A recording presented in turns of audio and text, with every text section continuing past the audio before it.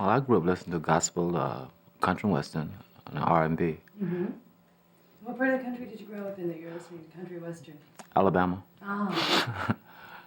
We didn't quite have as many stations, so you had to kind of listen to country and western.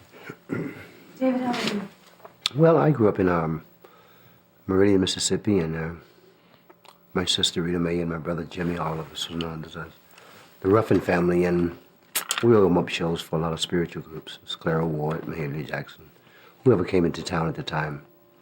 But like Ed was saying, basically you had to listen to country and western if you listened to really, any kind of non-spiritual songs, which Randy, I think, came from Memphis. Yeah, he had it. Yeah. Randy had a lot of songs that was mostly blues, pop, if there were any.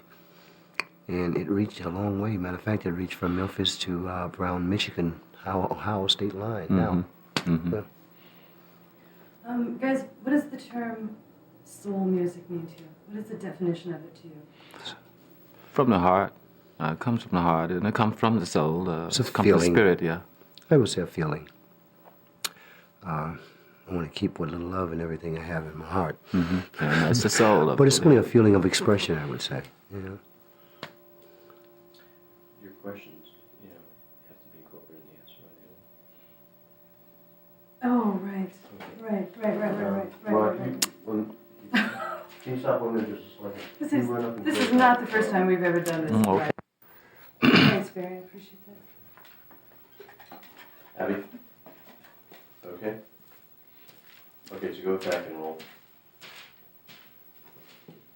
And yes, Steve. Okay. What is your definition of soul music? Well, soul music, I think, comes from the heart. It's from the spirit and the love of singing and being able to sing, I guess. You did a pretty good job. Okay. It's a feeling of expression, really. That's about it. You could say, "Well, I love you, baby." You could say, "Whoa, I love you, baby." It means It's different. just, different, yeah. just a different feeling of expressing it, I suppose. When people talk about soul music as a type of music and not just an expression of coming from the heart, do you think that, in looking at it that way, do you think that its basic roots comes from gospel music? Well, yes, that's from God. The whole spiritual feeling of the thing is we all get our message from that area, and that's the soul we're talking about, actually. Jesus. How did the Temptations come together? Well, we're a combination of three groups, actually, and a single artist. David is a single artist, and I was from the Primes, and Otis Williams from the Distance. And what we did, we merged the two groups, and then we found David, and that was it. That's how we got together as Temps. I mean, it's a little more in detail in that, but I'm just telling you the surface of it. Yes. Where'd the name come from? That's a good question. Where did the name come from? I don't really know. From what I've understood, that I think Billie Jean Brown came up with that particular name. She was she's over A&R, right? Yes. Oh, yeah. I think she had a little influence in that. Well, actually, there was another group had the Temptations name. They had a record out called Barbara, and it's an all-white group. And, Out of here. Okay. Long Island? Yeah, somewhere in this area, I know. I think right. And they had the name first, and next thing I know, we had the name, so that's how all we know. I understand, Eddie, in 1962, the name was all of a sudden the Pirates for one song. Why was that? Well, that was to cover another record. Nolan Strong had out a record called, I can't remember the name of the record that we had out as the Pirates. Mind of Matter. Okay, and we had to cut the record, I guess, to cover the record, because Motown wanted it covered, and they put it out on a different label, which was Pirate Records. I guess you could say we pirated that record. Maybe I should scoot your chair a little over.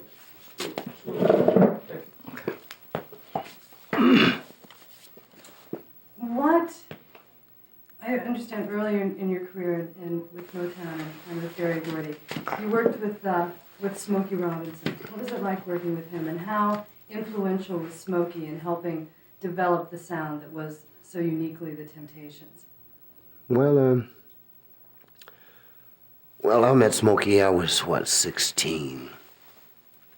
And I think anyone who produces you or writes your material has something to do with your sound.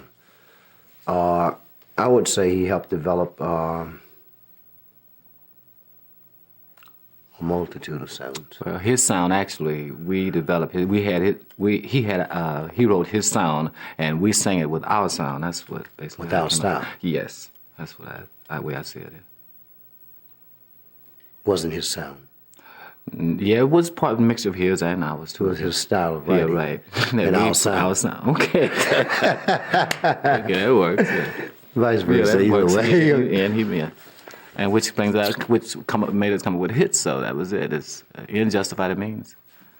Sort of like the chicken and the egg. Yeah, which one Yeah. comes first? Right? Who I certainly one of the things other than that unique Temptation sound that you guys were so well known for was the choreography. Now, how did that all come together? Well, actually, we could leave that with Paul Williams. He's the one that come up with all of that. He did the steps, and we put in there one or two every now and then, if he had let us. Yeah, I would leave that with him. He was a man for that. Okay. In some of the reading that I was doing and reading about the early days with Motown, I understand that there was something at Motown called Artist Development School that Berry Gordy had set up. Is that true? Where you would send Motown artists, you would have classes to teach you how to walk and talk and deal with the press. Well, artist development came from, I think, the beginning of it came from Maurice King. Maurice King was the musical director. And Doris Powell, right? I think she was in. She wasn't there. Oh, okay. Not at a particular time I'm talking about. Oh, okay. He was, I know he taught me when I was like 16, 17 years old. And he started teaching modern harmony, I would say. And then Miss Powell came in. Okay. And then Charlie Atkins came in, and they would have like, we would go in and rehearse from 10 in the morning to 12, and the Supremes from 12 to 2, and on, smoking them, in the evening. And I think it did the artists a heck of a lot of good, because really a lot of them really couldn't dance at all. Thank God for Charlie Atkins. But I think it helped all the artists very much. Another show that we're going to do in this series later on is we're going to do a show on style and fashion. Who was responsible for coordinating the fashion look of the group? Well, I was responsible for that. Can you use that as a declarative? Yeah. Can you say I was Okay. responsible for coordinating? No, I was responsible for the clothes. You should have let me say that. Yeah, okay, well, you can if you like. No, I think it would be better. Okay, fine. I did that. did I say that like That's that? the way it's coming off. Oh, well, definitely sorry that. Maybe I even raised up a little bit. Huh? Yeah, you did. Okay. Well, Okay. I'll just shoot it towards him and then he can take it. Okay. Who was responsible for coordinating the style and fashion of the group? Well, Mr. Kendricks here, I would have to say he did a heck of a job with that. You can tell him better than I can. Yeah, details. Well, actually, Harvey Krantz and myself and Richard Burton in Houston, Texas. Jeannie. And Jeannie the Taylor of England. Yeah, we all got together and had the clothes. I come up with the ideas and they made the clothes. I don't know if you have an intro to that, though. Okay, what's that? You don't have an intro to what it is you're talking about. The design of the clothes. I can use a voiceover. I think I'll be okay. What was the basic fashion look of the group? Well, we didn't have a basic fashion look. We would try basically anything because we could wear the clothes. And we all were tall and slim, and we all looked good, so you can basically put anything on. It was like being models. So we really didn't have, we wore a little bit of everything. I think it was colors. Yeah, it had a lot to do with the colors. That's because, It was, I would say, it basically, it was a style. Yeah, well, that's because of Because the we colors. did have, we had white boots, black patent leather boots, white patent leather boots. Pants was 14-inch, where they are right now today. About that much above the boot where Michael Jackson wearing his pants. And it just came back around. But there was a basic style because... And the colors were because we used to play like the big theaters, and people way in the back could not see if you had on dark colors. So we put the colors on so they were able to see, and the white shoes so they were able to see the movement from far back. Well, that's fascinating. I never thought of it that way. That's great. And now, who did you say you came up with the basic idea, and you said somebody from England made the clothes for you? Well, Jeannie the tailor, she's deceased now. She was a little tiny girl, and she was very good at sewing. And she put the clothes together for us, and she cut them just like we wanted them, everything. She was very good. And Richard Burton, no, not Richard Burton, Johnny Burton. Johnny Burton out of Houston. Out of Houston, Texas. And then Harvey Krantz, who in turn started making Elvis's clothes, I think. Oh, really? When you would go out on the road, how many trunks apiece would you have, basically? Well, we didn't take trunks as members of the No. group. The clothes were in maybe about 3 or 4 trunks or something like that. No, it wasn't. When we went out on the road, we had one suitcase. Well, this was A later dress- on. No. Okay, well. When we started. Oh, we didn't have Everything anything went then, on but- top of the station wagon. Yeah, well, Trump, what Trump? yeah, okay, yeah, you're right about that. That's when that's when we first got started. Well, we didn't have no clothes that much then. We had 3. 3 uniforms. He was kicking women. What were the 3 uniforms you had when you first started? Do you remember? What were they like? Had a black, when we first started, we had a black short, like, jacket. We wore that for a while. And we got tired of looking at it that way, and I think Ed took and put some white trim around it to brighten things up a little bit. And we had a green 2-piece Yeah, suit that we started wearing white shoes with, and the brown, and, and the black and gold we had, yeah. and black and gold. Yeah. And then we got you got us some green suits with the iridescent brown in it. You don't remember I those don't first? remember, no. Green suits. The light hit them, they turned brownish and green. Oh, Okay.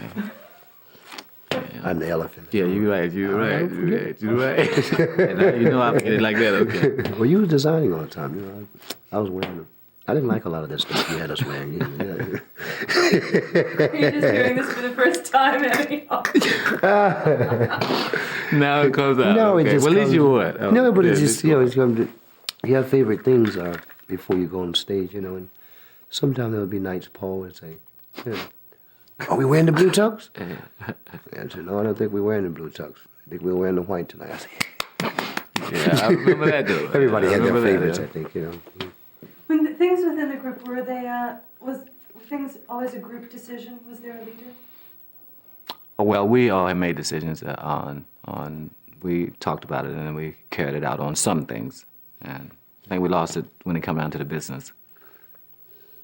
Well, sometimes that's always the way it is. But Yeah. creatively. Yeah, we were together. Yeah. Now, I understand in 1968 about there was sort of a different change in the sound. It sort of went from being pop ballads into more psychedelic soul. How did that come about? Well, the new sound came, I think, I didn't think a new sound, I don't think it came, I think it was something that had to be created because there's not another Eddie Kendricks, there's not another Paul Williams, so Or David. 68, that was when I departed, so they couldn't keep doing Wish It Would Rain, My Girl, so they had to go to Cloud 9. You're exactly right. Psychedelic Shack. Psychedelic Shack. And which helped, I think, was very good. Which at least left me a little identity. Yeah, it sure did. 'Cause, well, we had to gather something at that particular point because we knew we were losing a great singer, and we were being replaced by another singer and we had to do something to maintain our status quo, or whatever we call it, or whatever they call it. And we happened to do pretty fair. It wasn't quite as good as the first records we had, but we maintained, and which is what they're doing now, maintaining. Now, by 1982, you had both left, but in 82, you both went back. And why? Well, I think in '82 when the reunion tour, we did that. Yeah, Eddie and I've always felt basically that the fans was a little bit cheated on that. It was too abrupt. I have always felt all this time that one day, I used to tell Ed, he said, man, that'll never happen. I said, one day it's going to happen. And from help, Mr. Kendricks, it happened. But it took a lot of effort and a lot of, there's a lot of feeling involved. You know, you get 5 people or 7 people. But I think it came off great, and it was not just a reunion for us, the Temptations, Eddie and I. At shows, you would see people that haven't seen each other in 10, 15 years. So a reunion for the whole thing. Plus, I think it started something. I didn't hear of any reunion until Temptation reunion. Then I heard of the Impression reunion, and Chicago got back together, the Jackson 5 reunion, which brought a lot of people back together. I guess you say Not the Temps just can do for it. the Temptation reunion. It was a reunion, I'm thinking, of overall of all the fans, all the people that have wanted to see the Temptation and never saw them, because, you know, when you're out there and you're really hot, everybody knows you. So I found out just how many people really, really knows you. Yeah. And I think we picked up a lot of new fans, even in that, in '82. It made a lot of audience people very happy. Oh, thank you. And in the end, it made us very happy too. So how did you get together with these 2 guys, this Daryl Hall and John Oates? How did this come about? Well, actually, it came from 1966. We knew them in 1966 at the Uptown Theater in Philadelphia. And, well, Paul more so knew them more than myself anyway. And they called us, and they wanted to do the Apollo Theater. And we obliged them and did the show. They called our booking agency, actually. And we did the show with them. To make a long story short, yeah. That was an area where I think Paul got them a uniform or something. Right. The first uniform, But I think it was basically where you sit around and you try to instill as much, confidence as you can. Going back now, I can remember, but he didn't look anything like he did today. Right. Because we didn't know who they were, the same guys. Now, when we got to their office, and they showed us these pictures with us back in 1966, and kind of floored me. I was flabbergasted. Me too. Because I didn't know that. I liked their music and everything, but I didn't know they were the same guys that were called the Temptones, who had changed into Daryl Hall and John Oates. Oh, so I didn't know that. Yeah. Okay. That's amazing. How easy do you find it to perform with Daryl and John? Surprisingly enough, they told us that they rehearse our records to go on the stage when they give it a hit. They have a little free singing, and that's what they do. And so that's what made it kind of automatic. They were singing our songs, and we already knew how to sing the songs, and they knew how to sing them, so it was very easy. And our personalities just clicked just like that because they are a class organization. Terrific. What is what's your favorite Temptation song that you've done?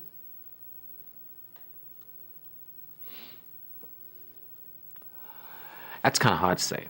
Really? Because we So many I like, we were fortunate enough to have a lot of good producers and writers, and having Motown behind us and back us real well. We were fortunate enough to we could like anything that we cut, because all of the material was good. Had good melodic melody lines, and it was done real well. In between and far wide, but I think the way you do the things you do would be a very good start for me anyway. Yeah, because it's space hit record. And the hit records that we have right as of right today, the same 2 records as My Girl and Way Do Things You Do. We once started our career to Zooming, and they're the same records as Zooming Us Again. So what can we look forward to from you guys in '86? What's going on? Well, 1986. Well, Eddie and I are, as a lot of people know now, we have united together as to try and make the best of music. We have an album that we're working on right now, and with the help of Daryl and John and young man Gene McFadden. And Eddie has some tunes also, and I have some, and we're looking forward to having something out very soon, right after, I suppose, after March. Mm-hmm. Great. Which I hope everybody buy it. That We makes need the money. Yeah, That's what Paul used to say. Buy it. Thank you guys for coming by. I would like you. to say to you, thank you very much for inviting us on, and I'd like to say God bless Daryl and John, and thank all of you people out there who have stood by it, and I Second that emotion. salute you. And thank you. I have a question. Yeah, sure. What was the first time you saw James Brown? First time I saw James Brown was at the Greystone Ballroom. And the last time I saw James was at the Beacon Theater. The first time I saw him was in the Majestic Hotel in Cleveland, Casino Royal in Cleveland, Ohio. In the year? 1950. Yeah. Yeah, leave it like that. Okay. Well, No, it's but in the James, 50s. I think James Brown has been an inspiration too. I call him Uncle James, so well, I'm close to him. He has inspired, I think, so many artists. And I was reading the other night coming back from Oakland, where they are inducting him into the Hall of Fame, Musical Hall of Fame. The man is, through the years, I think have sustained great number that he has passed on by, and to be as Asian to perform as diligent and as hard as he does. Hello, Unc. Godfather. Godfather. What is the James Brown sound? I mean, James Brown sound? Well, James Brown to me is a heck of a singer. If you listen to Please Please, this is a man's world, but how many people can take one word? He said, well, David, they tried to keep me down. So don't think in my mind, say, I'm back. And it was a hit. Matter of fact, I did about a 6 or 7 day tour with him when that came out. Wonderful man. I like to say God bless him. James, take care of yourself.